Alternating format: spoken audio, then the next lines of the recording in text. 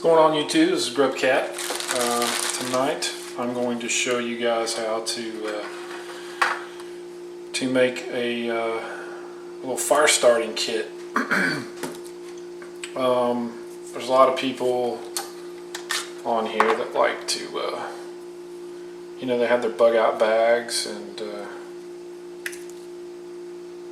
just different setups. Go bag, bug out bag, get home bag. Backpacking, bushcraft, whatever. They can all sort of complement each other if you allow them to. I see videos of people who have,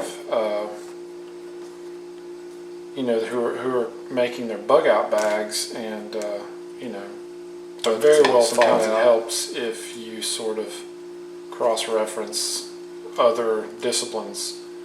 For instance, backpacking and even, well, of course, bushcraft and possibly some ultralight backpacking ideas, because even though you may have all these items that you need in your bug out bag,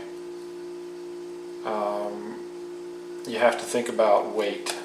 When it is a bag, you'll possibly be carrying it, and weight should definitely be a consideration. I'm not saying you need to pull out the scales and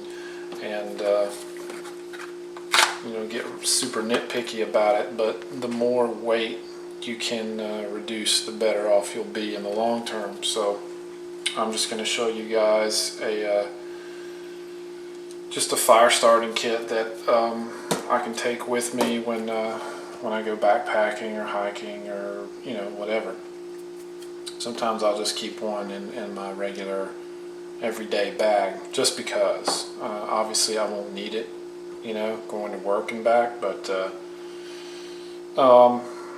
it's it just saves time when I have to change it out for a day hike or overnight or something like that. So my kit's already I'm going to light my Esbit pocket stove with an Esbit fire cube. I think it's a hexamine cube. These stoves are great redundancies, and it's good to have a little redundant pocket stove. And the Esbit is just it's top notch in my opinion.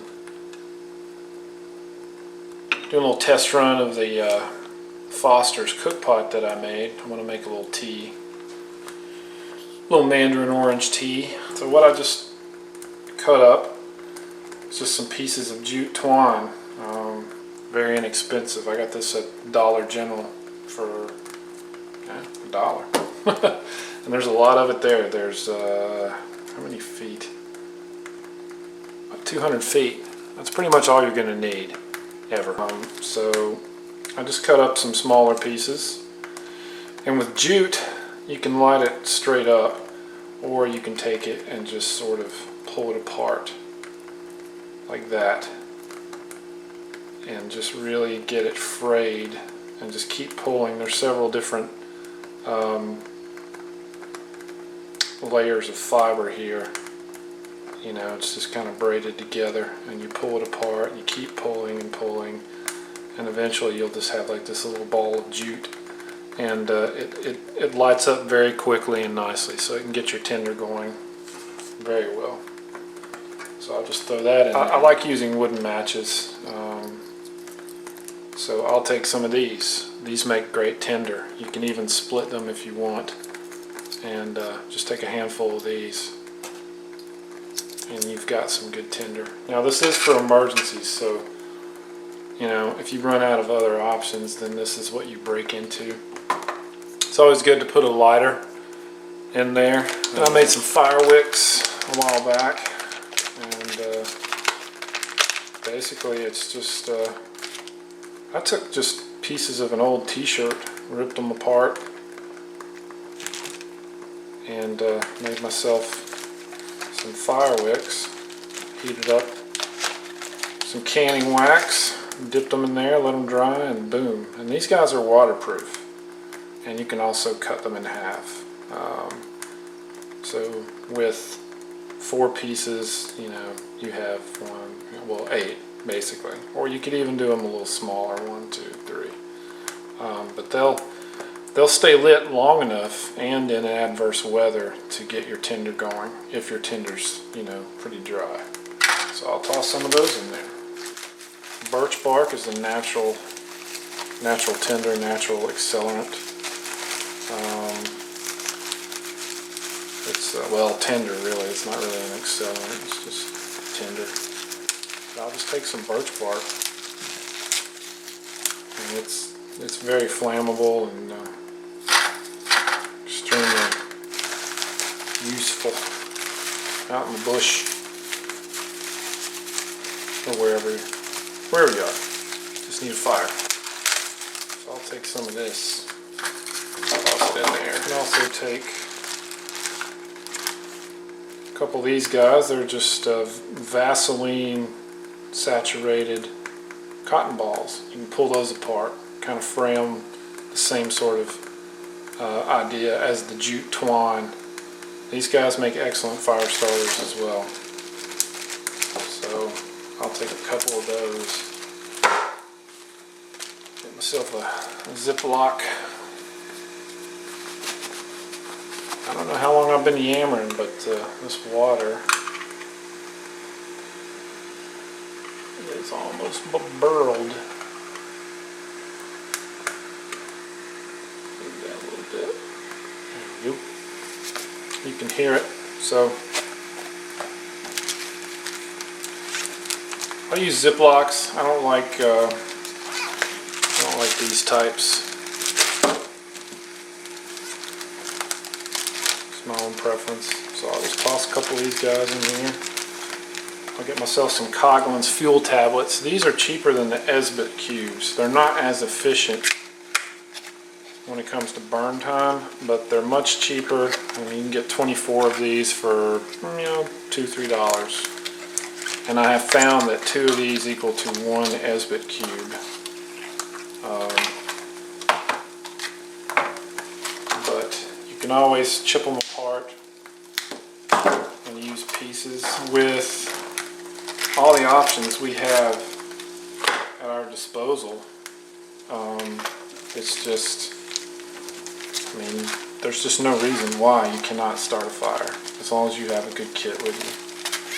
So I'm going to put these in here because these things stink. Hexamine cubes, capsules, whatever, they stink.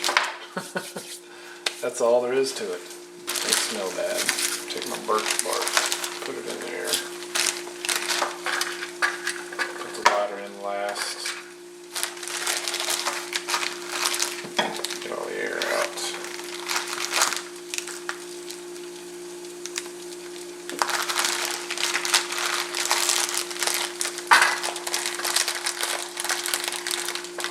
Stuff it in there like that. I do believe my water is boiling. Yes, indeed. There it is.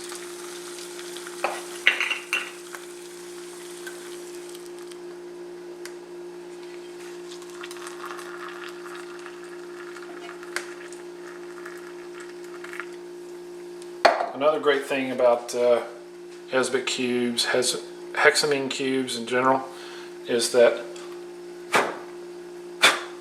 you can blow them out. Now there's not much left of this particular one, but you can blow them out and reuse them at a different this tin was actually, it was a tin that contained bobby pins. See? Bobby pins. And I just you know, kind of sanded it down a little bit. Made it look a little bit more manly. And there you go. Fire starting tin right there. And then I want to throw in some Chaga. Chaga is a natural fire starter as well, and actually use those pieces. But you kind of want to get the lighter pieces. Let's see if I can just. There we go. It's yeah, it's like a tree fungus. It's hard to the touch, but the lighter pieces here, or the lighter areas of the chaga, if you just scrape that lightly into some tinder, it'll spark up really quick. And it also has a dual purpose, which is I can throw this in some boiling water and make some tea, right? And if you're in a situation that's kind of dire and you don't have a lot going for you, some tea, which is rich in antioxidants, will hit the spot. And chagas, health-wise, it's very beneficial, but it can also be used as a fire starter. And if you let this dry out after you've used it as a tea, you can still use it as a fire starter. So it's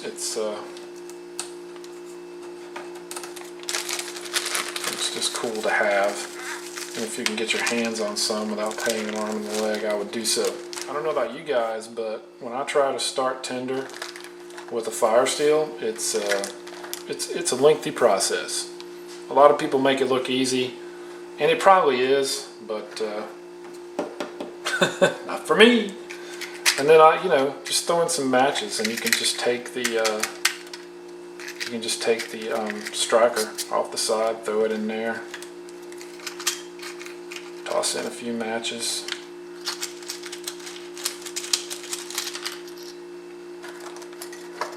These are waterproof matches. They're okay. Storm matches I find are the best. I don't have any right now, so I'll just use these. So that's quite a few in there. That's good.